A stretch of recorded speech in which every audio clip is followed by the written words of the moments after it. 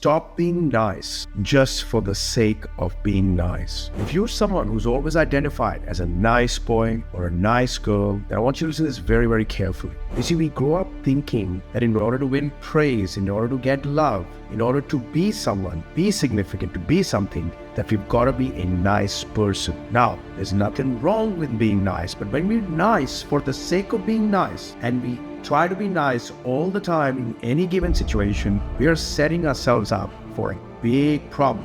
You see, when we are being nice, first of all, we start to lose our ability to set boundaries. And see, one of the things that most people lack the ability to do is to set and enforce boundaries. I know for me, I grew up wanting to be a nice boy, wanting to hear people say, look, Reg is a nice boy. He will do the right thing. He's the nice one. You see, what happens after a period of time is that becomes your identity. When that becomes your identity, I know for me, I found it extremely hard to set boundaries. That's right, I found it so hard. I couldn't manage expectations. And because I had this identity of being a nice person, it became extremely difficult for me to do anything outside of that. Because when I tried to do that, it was like that inner conflict. I don't know if that's ever happened to you, but there are times in our life where we need to set the rules. We need to set the expectations. We need to learn to say no. And that becomes very hard when we have no boundaries,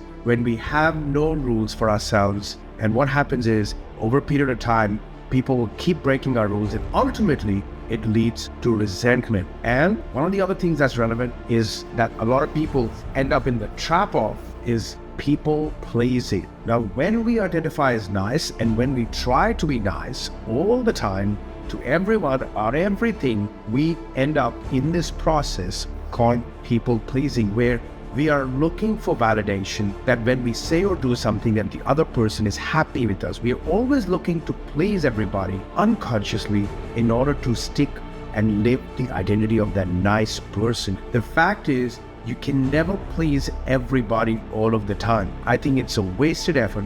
All it does is it reduces your abilities, it reduces your identity, it puts you in very interesting and very difficult situations when it's time to lay the rules and it's time to say no, because all we're trying to do is please everybody.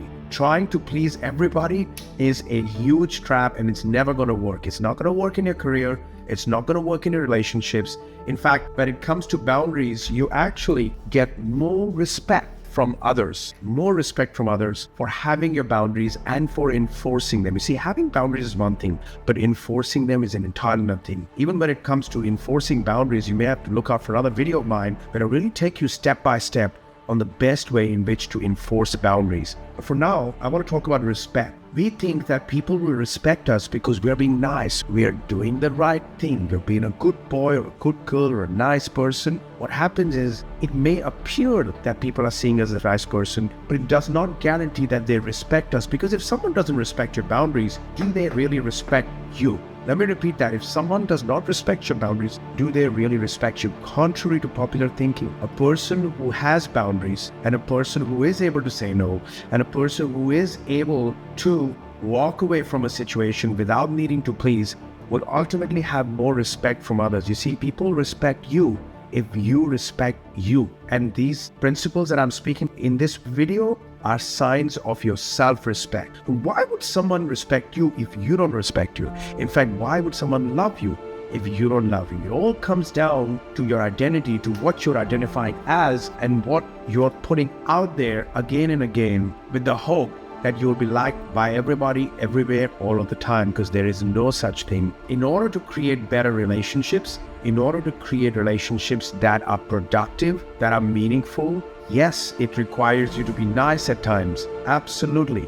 Because the opposite of that is not good either, which is not being nice ever, any of the time. So in order to have great relationships and great outcomes, whether it's in business, in career, in relationships, sure, you need to be nice. There are times you need to be polite, you need to be nice, you need to do the right thing. However, if that's all you ever do, that means you are not going to be able to enforce your boundaries, not going to be able to have boundaries, not going to be able to say no. And ultimately, it leads to more broken relationships, more resentment, and more unhappiness and lack of fulfillment. Now, here's some other ways to get rid of any compulsive niceness. Number one, have ruthlessly clear boundaries. See, a lot of people don't even have boundaries. You have to have boundaries so that you can reinforce them.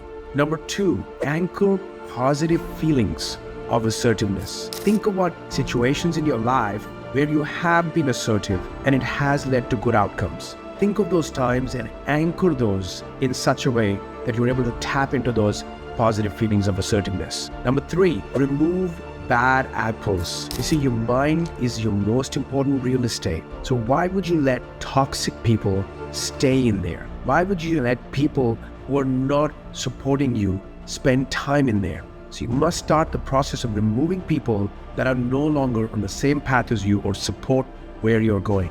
Number four, future pacing. These are techniques that come out of a field called neurolinguistic programming, which is NLP. Future pacing, which is mentally rehearse situations in your mind where you have been assertive. So mentally create situations and rehearse them in your mind so that you are practicing that assertiveness. And last but not the least, think of any limiting beliefs that you can reframe. Any limiting ideas you have about what would happen if you were not nice, you need to consider those, you need to list those beliefs and reframe them. Reframing means to give it a new meaning. Understand what else could this mean? Ask yourself, what else could this mean?